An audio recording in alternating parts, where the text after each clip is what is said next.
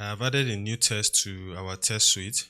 We want to test when we have slow network that our HTTP endpoint still returns our list of recipes containing nutrition. And following the arrange act assert pattern, in the arrange step, we created our merge lists, and also we created our network interceptor using Nock to intercept get recipe requests.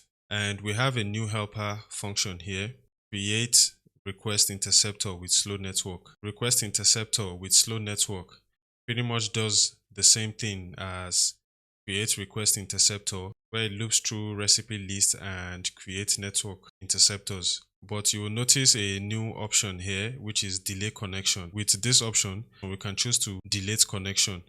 And we're using random. When random is true, we'll delete the connection by 6,000 milliseconds. And back to our test. By default, Jest tests timeout in 5,000 milliseconds. I added a comment here.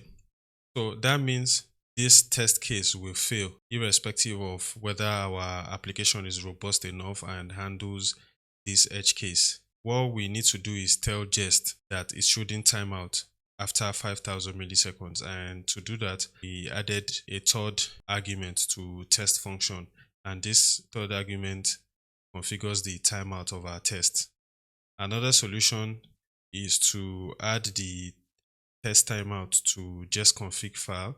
This accepts a number and this will apply to all tests, but because this change just applies to one test, I would prefer to add it in here. I'll go ahead and run this test suite. It should run without throwing any errors.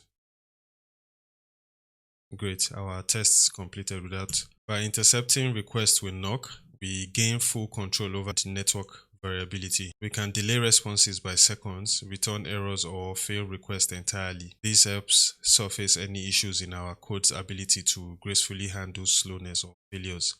Thanks for watching this Newline tutorial. If you haven't already, please like this video and subscribe to our channel. It helps other students find our content.